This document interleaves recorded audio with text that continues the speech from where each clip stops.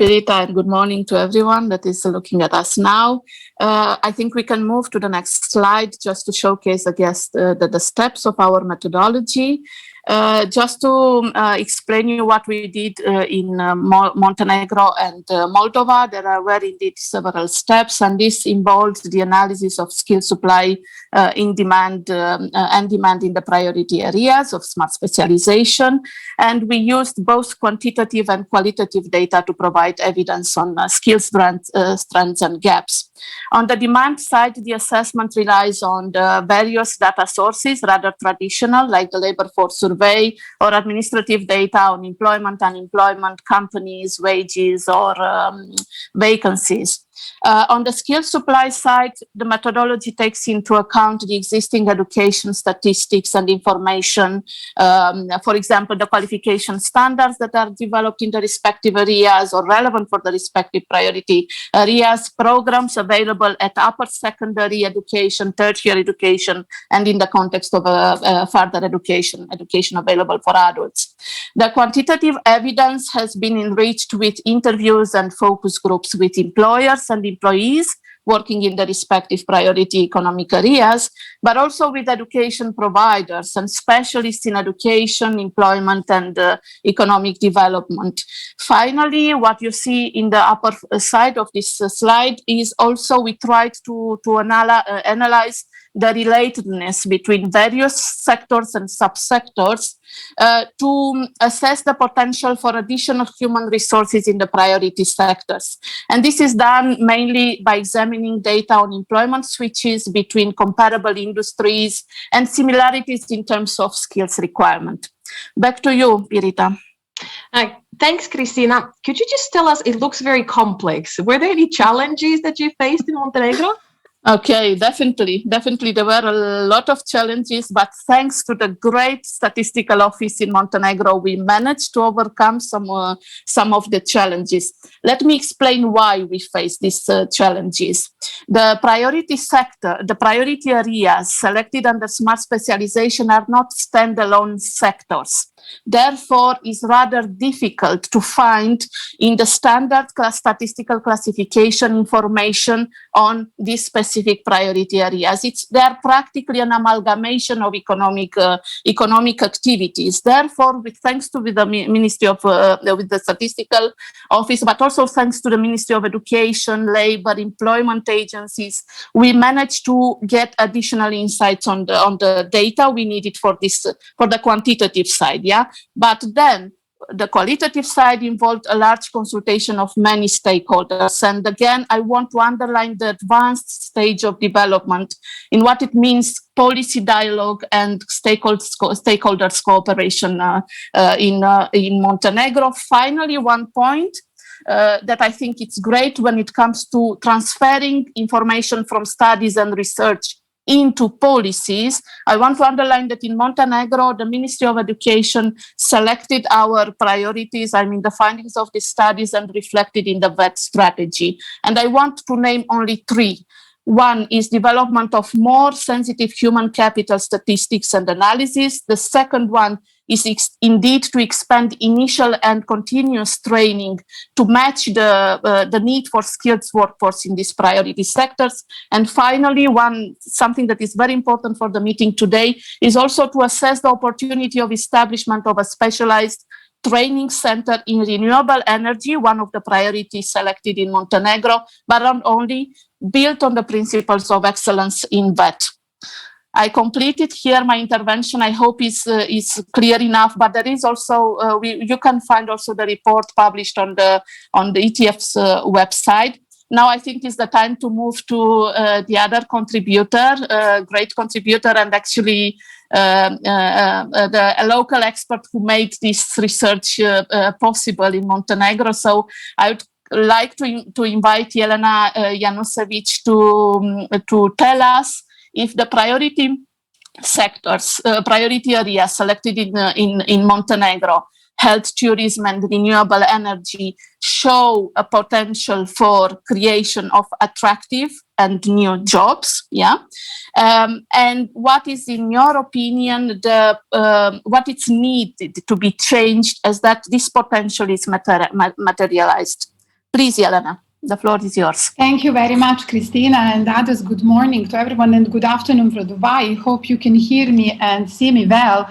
Yes, definitely both sectors that we worked on, or subsectors, renewable energy and health tourism, have a great potential to create new jobs with more attractive working conditions in Montenegro.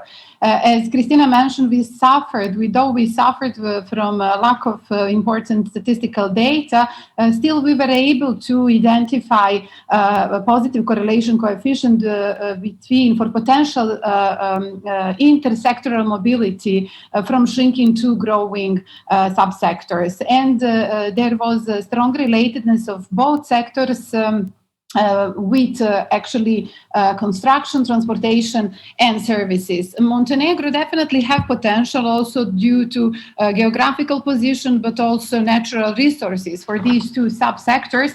However, many still actions, policy actions, and preconditions still has to be in place. I will mention several.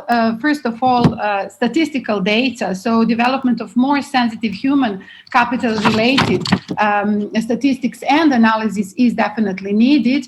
Then in Montenegro, we need to consolidate the human capital dimension within government, different government strategies. So labor market data in terms of qualifications, skills, and occupations are not fully reflected in different government strategies. S3 as umbrella strategy for smart specialization still has to be the awareness on this strategy and knowledge sharing on this strategy still has to be enhanced and increased among all stakeholders, employers, employees, and even government entities.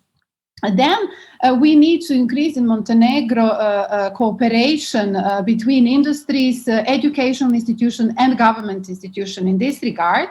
When it comes to the health tourism, we still have here a large gap in strategic framework development. We still don't have here a strategy for health tourism, and this has to be developed. When it comes to the educational sector per se, we need to update and increase education offer when it comes to the trainings in these two specific subsectors, different trainings which are related and don't exist actually for these, let's say, operating and maintenance of the solar plants, then aesthetic medical and so on, not to spend too much time now on this. Two more points because of the time constraint. Key competencies and transversal skills should be acquired through the school system in the first place, but also through lifelong learning.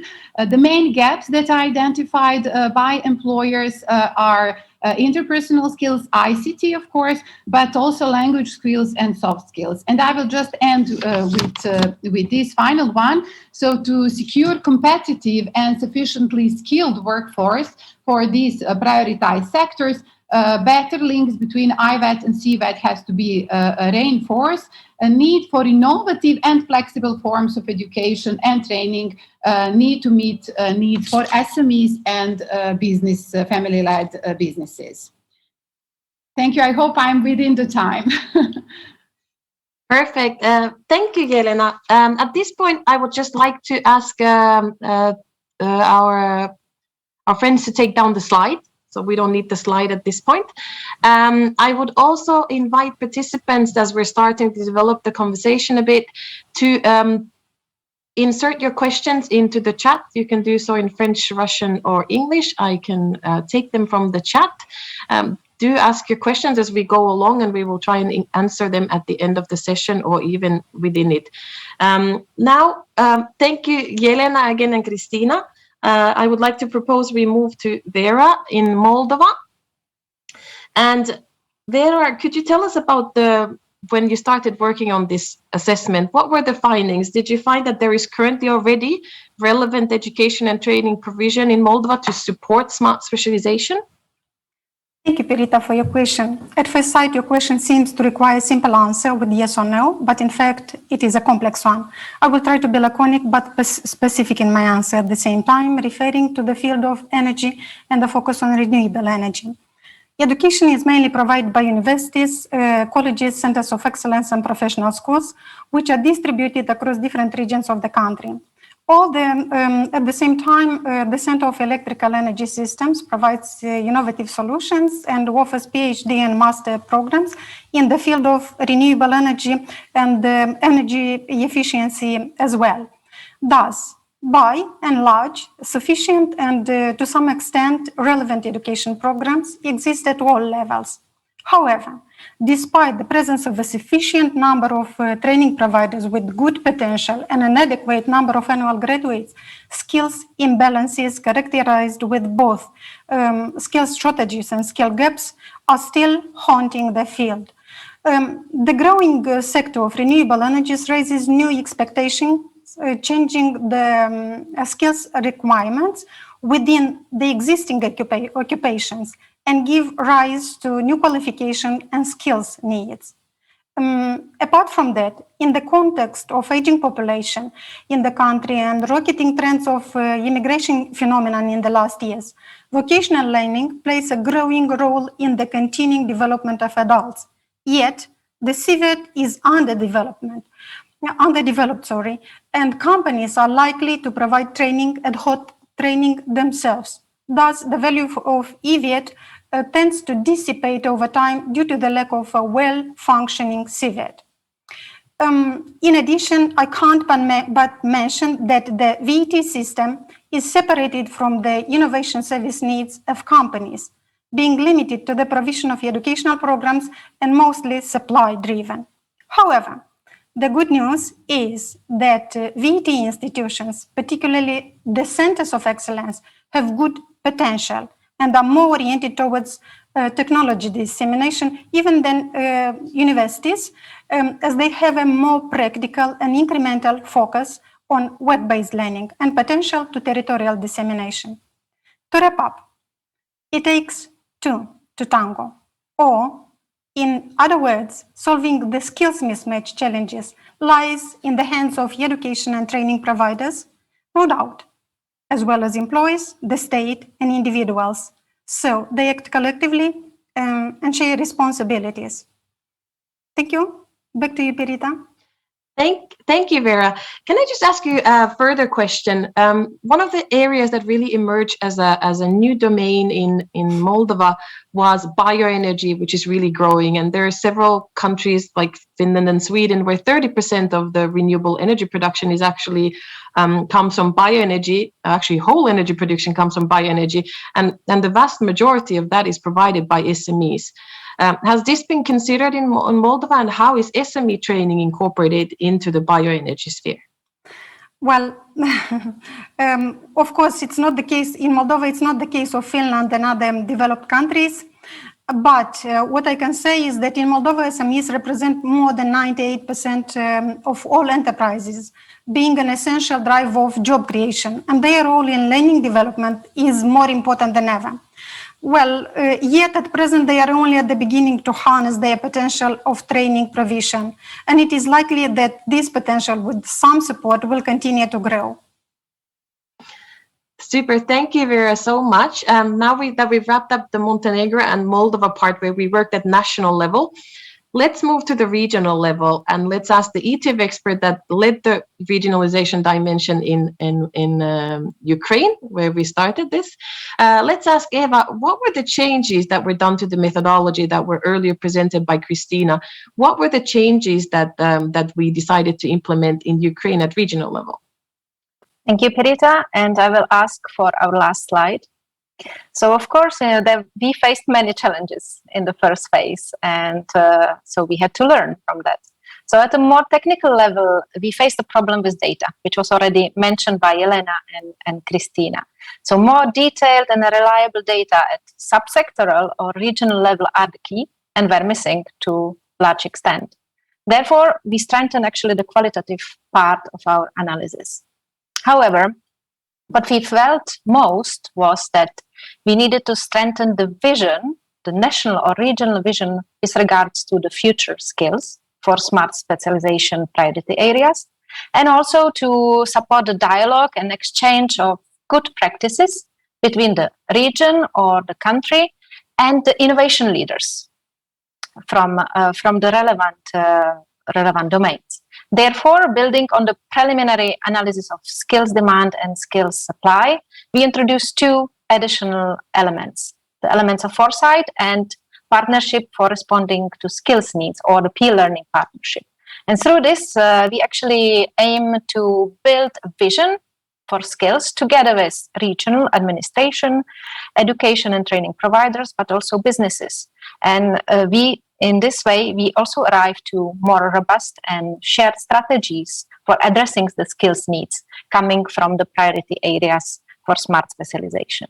And this also then lays a ground for peer learning with EU region with matching smart specialization priorities.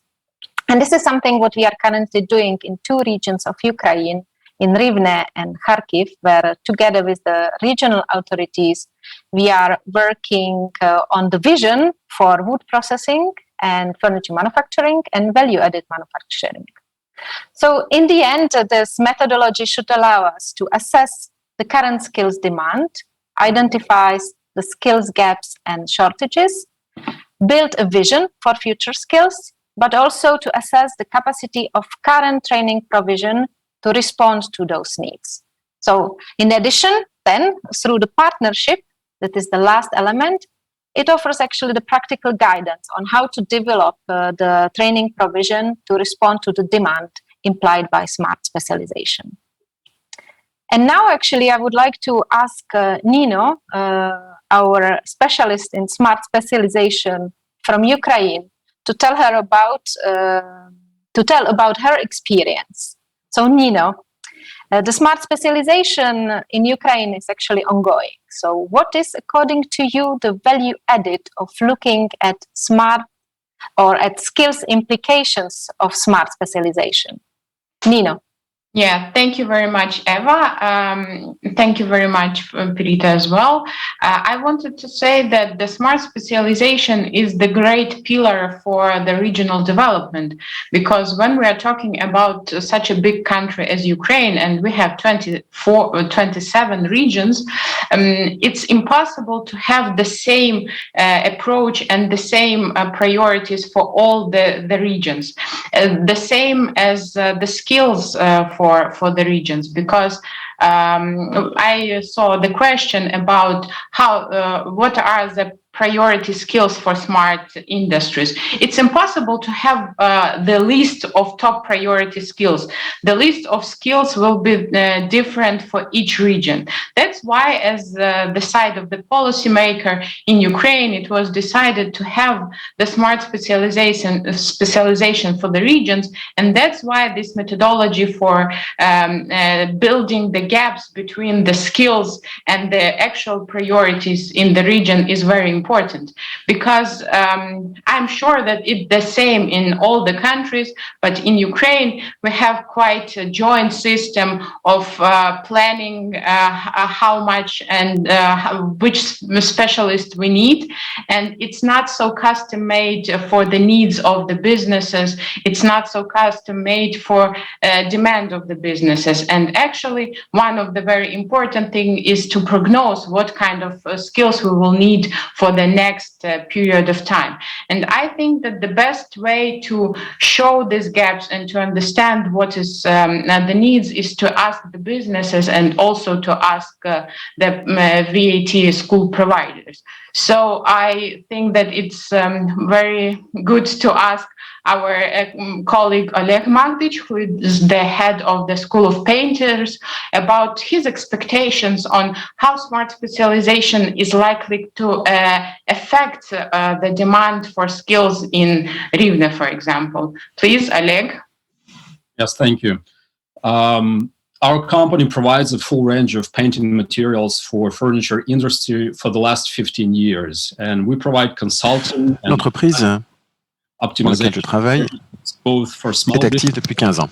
And large Ukrainian furniture factories. Et nous fournissons la peinture. I'm sorry, I'm hearing someone in my. L'orateur dit qu'il entend quelqu'un. Quality materials and new equipment alone were not enough to increase the productivity for our customers. only because there is a lack of trained painters. Alors, il y a un manque no institution that would teach painters, wood painters. Professionnels. We created a program and launched a private school to train painters for our clients. And since 2018, we were able to run 18 schools training 172 people total. We want our country to prosper. That's why we do what we do. And there are many layers to Ukrainian economy boost, but there are two things that will affect that growth: education and competitiveness. Woodworking and furniture industry will suffer if they invest in materials and equipment, but not in people and technology. We want Ukrainian furniture companies to think and work towards things like environmental awareness, renewable economy, etc. Because European furniture companies are coming to Ukraine to spend, and they're spending money to build huge factories only because the labor is cheap. As soon as Ukrainian economy will rise up, they would have to spend more money to keep their workers, and eventually they would have to leave the country. It's obvious. So we dream of Ukrainian regions to start building on their own competitive advantages, innovating and specializing in producing unique goods and services. Ukrainian regions have to be focused on knowledge-intensive goods and services. It will provide growth and increase income for the workers in Ukraine.